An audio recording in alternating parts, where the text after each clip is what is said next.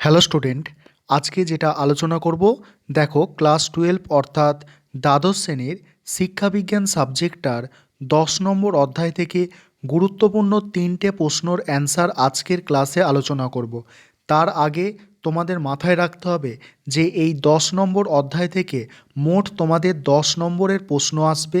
তার মধ্যে তোমাদের একটা বড় প্রশ্ন 4 নম্বরের, 3টে এমসিকিউ এবং 3টে এসএকিউ, 3টে এসএকিউ। ঠিক আছে, এইভাবে তোমাদের 10 নম্বর হচ্ছে। অর্থাৎ আজকের ক্লাসে যে প্রশ্নগুলো তোমরা পাবে 3টে বড় প্রশ্ন, সেগুলো হচ্ছে 4 নম্বরের প্রশ্ন। আর তোমাদের মাথায় রাখতে হবে যে এই 10 নম্বর অধ্যায় থেকে কিন্তু 8 নম্বরের প্রশ্ন হয় না, 4 নম্বরের প্রশ্ন হয়। সেই কারণে দেখো এখানে যেমনভাবে লেখা আছে সেইভাবে কিন্তু লিখতে হবে। অর্থাৎ তোমাদের 4 নম্বরের প্রশ্ন অত্যাধিক বড় করে লেখার কোনো প্রয়োজন নেই। তোমরা সহায়িকা বইতে দেখে থাকবে, অনেক সহায়িকা বইতে অনেক বড় বড় করে লেখা আছে, কিন্তু 4 নম্বর প্রশ্নের অ্যান্সার অতটা বড় লিখে কিন্তু কোনো লাভ হবে না, উল্টে নম্বর কিন্তু কমই পাওয়া যাবে। সুতরাং এখানে যেমন লেখা আছে তোমরা সেইভাবে লেখার চেষ্টা করবে। আর 3টে প্রশ্নই খুব গুরুত্বপূর্ণ, আর ভালো করে বুঝে নাও তাহলে প্রশ্নর অ্যান্সারগুলো। প্রথম প্রশ্ন দেখো, সর্বশিক্ষা অভিযানের মূল উদ্দেশ্যগুলি লেখো। দেখো সর্বশিক্ষা অভিযানের প্রধান উদ্দেশ্যগুলি হলো, এইভাবে একটা পয়েন্ট করে নেবে। পয়েন্ট করে নেওয়ার পরে তারপরে 1 2 3 এইভাবে পয়েন্ট করবে। দেখো এখানে তুমি যদি এইটুকু মাথায় রাখতে পারো, এই জিনিসগুলো এরকম করে পয়েন্ট করতে পারো, এখানেই তোমার কিন্তু নাম্বারটা চলে আসছে। ঠিক আছে, যিনি এক্সামিনার অর্থাৎ খাতা দেখবেন তারা কিন্তু এই প্রথম যে লাইনটা, এই লাইনটা দেখলেই কিন্তু তোমাকে নম্বরটা কি দেবে ঠিক করে নেবে। ঠিক আছে, প্রথমে পয়েন্টটা দেখো কি আছে, 2003 সালের মধ্যে প্রাতিষ্ঠানিক শিক্ষা ব্যবস্থা সুনিশ্চিত করা। এখানে যেটা লিখতে হবে, নির্দিষ্ট সময়ের মধ্যে সকল শিশুর গ্রাম্যতার মধ্যে, গ্রাম্যতার মধ্যে মানে কি, তাদের আয়ত্তের মধ্যে, গ্রাম্যতার মধ্যে প্রাতিষ্ঠানিক শিক্ষা ব্যবস্থা সুনিশ্চিত করা এবং সমস্ত শিশুকে শিক্ষা প্রতিষ্ঠানে ভর্তি সুনিশ্চিত করা। দ্বিতীয় পয়েন্ট যেটা লিখবে দেখো, 2005 সালের মধ্যে সমস্ত শিশুর শিক্ষা ব্যবস্থা করা। 2005 সালের মধ্যে সমস্ত শিশুর প্রাথমিক শিক্ষার ব্যবস্থা করা। 3 নম্বর পয়েন্ট, 2010 সালের মধ্যে সমস্ত শিশুর প্রারম্ভিক শিক্ষা ব্যবস্থা করা। এখানে কি বলা হচ্ছে দেখো, 2010 সালের মধ্যে যাতে সমস্ত শিশু 4 বছরের প্রারম্ভিক শিক্ষা সম্পূর্ণ করতে পারে তা সুনিশ্চিত করা। তাহলে কি বললাম, 2010 সালের মধ্যে যাতে সমস্ত শিশু 4 বছরের প্রারম্ভিক শিক্ষা সম্পূর্ণ করতে পারে তা সুনিশ্চিত করা। পরের পয়েন্ট কি আছে দেখো, জীবনের উপযোগী শিক্ষা ব্যবস্থা করা। জীবনের উপযোগী ও সন্তোষজনক শিক্ষার মানের ওপর গুরুত্ব আরোপ করা। পরের পয়েন্টটা দেখো, বৈষম্য দূর করা। প্রাথমিক ও প্রারম্ভিক শিক্ষা স্তরে কি বললাম, প্রাথমিক ও প্রারম্ভিক শিক্ষা স্তরে লিঙ্গ ও সামাজিক শ্রেণীর মধ্যে যে বৈষম্য আছে, ঠিক আছে, লিঙ্গ মানে কি, স্ত্রী পুরুষ এই ব্যাপারটা, বা সামাজিক শ্রেণী মানে ছোট জাত, উচ্চ জাত, নিচু জাত, এইরকম যে ব্যাপারটা এসে যাচ্ছে, এর মধ্যে যে বৈষম্য আছে তা যথাক্রমে 2006 ও 10 সালের মধ্যে দূর করা। আর শেষ হচ্ছে পয়েন্ট, সর্বজনীন ধরে রাখা। ঠিক আছে, 2010-এর মধ্যে সমস্ত শিশুকে বিদ্যালয়ে ধরে রাখা, অর্থাৎ স্কুল ছুটটা কমানো। তারপরে কি বলা হচ্ছে দেখো, পরের প্রশ্ন যেটা আছে, যে সর্বজনীন প্রাথমিক শিক্ষার লক্ষ্যে পৌঁছানোর যে কোনো 4টি গুরুত্বপূর্ণ পদক্ষেপ। এটা দেখো গুরুত্বপূর্ণ পদক্ষেপ, এখানে তোমাদের কটা পয়েন্ট আলোচনা করা হয়েছে দেখো, 4টে পয়েন্ট বলা হয়েছে, সেই কারণে 4টে পয়েন্টই আলোচনা করা হয়েছে। এখানে তোমরা প্রথমে এরকম পয়েন্ট করবে, সর্বজনীন প্রাথমিক শিক্ষার লক্ষ্যে পৌঁছানোর 4টি গুরুত্বপূর্ণ পদক্ষেপ হলো।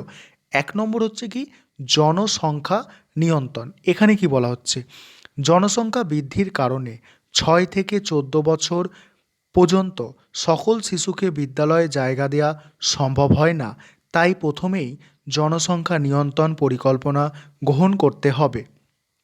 তারপরের পয়েন্ট দেখো, তারপরে পয়েন্ট হচ্ছে বলছে দেখো, সর্বত্র পরিকল্পনা গ্রহণ। দেশের প্রতিটি রাজ্য ও জেলা থেকে ব্লক স্তর পর্যন্ত সুষ্ঠু পরিকল্পনার মাধ্যমে সকল স্তরের মানুষের জন্য প্রাথমিক শিক্ষার ব্যবস্থা করতে হবে, তার সাথে প্রচুর বিদ্যালয় নির্মাণ করতে হবে। 3 নম্বর পয়েন্ট দেখো, অভিভাবকদের উৎসাহ দান। অভিভাবকরা যাতে তাদের শিশু সন্তানদের বিদ্যালয়ে পাঠান তার জন্য উৎসাহ দিতে হবে ও শিশুশ্রম আইনের সঠিক প্রয়োগ ঘটাতে হবে। তারপরে দেখো, তারপরে হচ্ছে প্রশিক্ষণপ্রাপ্ত আদর্শ শিক্ষক নিয়োগ। বিদ্যালয়গুলিতে প্রশিক্ষণপ্রাপ্ত শিক্ষক নিয়োগের মাধ্যমে শিক্ষার্থীদের মধ্যে সঠিক শিক্ষাদানের পদ্ধতি ও পরিবেশ গড়ে তুলতে হবে।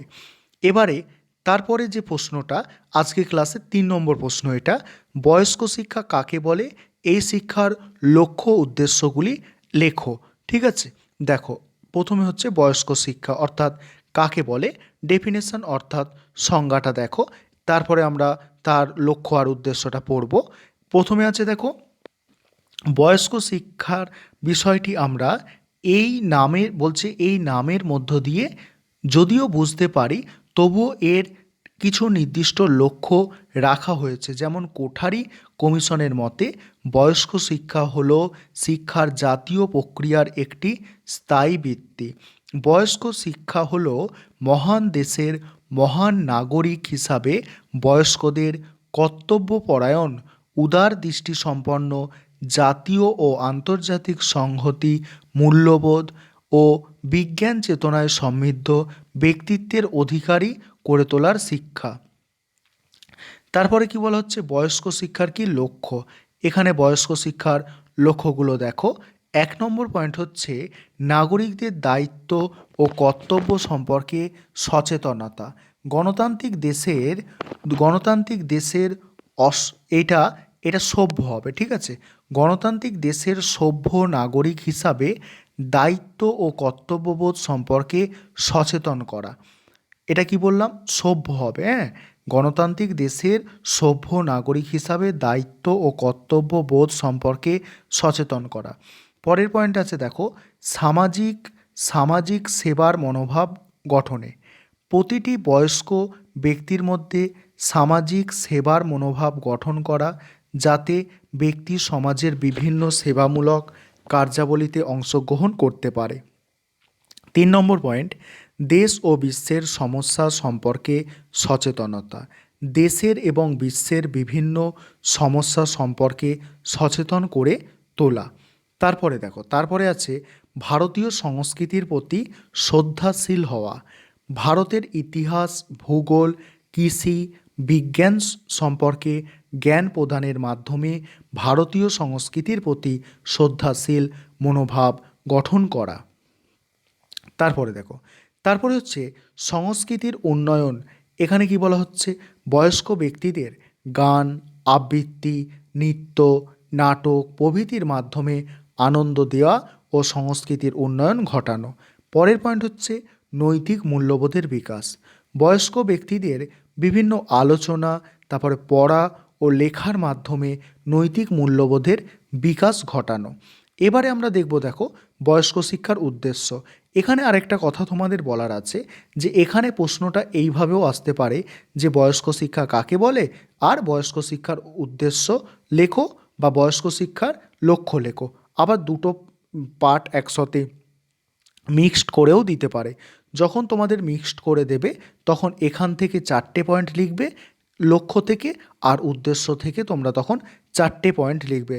ঠিক আছে, আর যখন আলাদা আলাদাভাবে দেবে তোমরা তখন বয়স্ক শিক্ষা কাকে বলে লিখে সেখানে যদি শুধু উদ্দেশ্য লিখতে বলে উদ্দেশ্যগুলো লিখে দেবে। এই কারণে একটু পয়েন্ট এখানে বেশি দেওয়া আছে, কিন্তু এতটা লেখার কিন্তু দরকার নেই যদি মিক্সড করে আসে, যে বয়স্ক শিক্ষার লক্ষ্য আর উদ্দেশ্য এইভাবে আসে।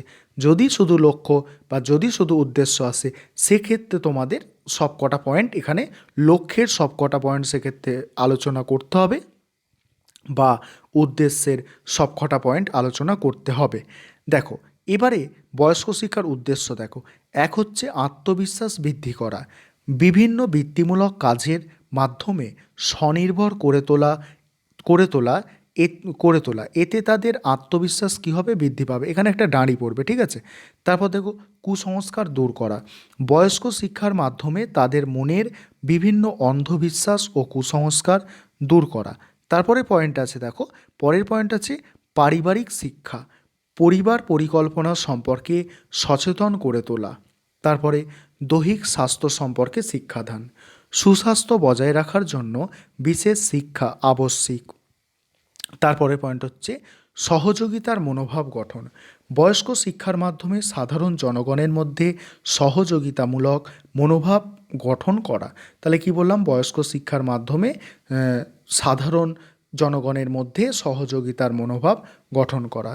তারপরের পয়েন্ট হচ্ছে গণতন্ত্রের প্রতি শ্রদ্ধাশীল মনোভাব গঠন। এখানে বলছে গণতন্ত্রের প্রতি বয়স্ক ব্যক্তিদের মধ্যে শ্রদ্ধাশীল মনোভাব গঠন এবং প্রশাসনিক কাজকর্ম সম্পর্কে ধারণা দেওয়া। এবারে দেখো উপসংহার, এখানে কি বলা হচ্ছে, দেখো উপসংহারে এইটুকুনি লিখলেই যথেষ্ট যে সামাজিক শোষণের হাত থেকে রক্ষা করে বয়স্কদের বৃত্তিমূলক যোগ্যতার উন্নয়ন ঘটানোর উদ্দেশ্যে যথাযথ শিক্ষায়ন একান্ত জরুরি। এই ছিল আজকের ক্লাস। আর এই চ্যানেলটার উদ্দেশ্য হচ্ছে পশ্চিমবঙ্গের সমস্ত ছাত্রছাত্রীর কাছে পৌঁছে যাওয়া। আর এটা তোমাদের দায়িত্ব থাকবে যে তোমাদের বন্ধুবান্ধবদের জানানো যে ইউটিউবে এরকম একটা চ্যানেল আছে যেখানে রাষ্ট্রবিজ্ঞান, শিক্ষাবিজ্ঞান, বাংলা এবং ইতিহাস সাবজেক্ট, এই 4টে সাবজেক্ট সম্পর্কে আলোচনা করা হয়ে থাকে, সাজেশান এবং উন্নত মানের নোট প্রদান করা হয়ে থাকে ছাত্রছাত্রীদের। এইটা কিন্তু তোমাদের দায়িত্ব নিতে হবে যে তোমাদের উদ্দেশ্যে যেহেতু আমরা কাজ করছি, অর্থাৎ আমি কাজ করছি, সেই কারণে তোমাদের বন্ধুবান্ধবদের মধ্যে অবশ্যই জানাতে হবে যে এই রকম একটা ইউটিউব চ্যানেল আছে।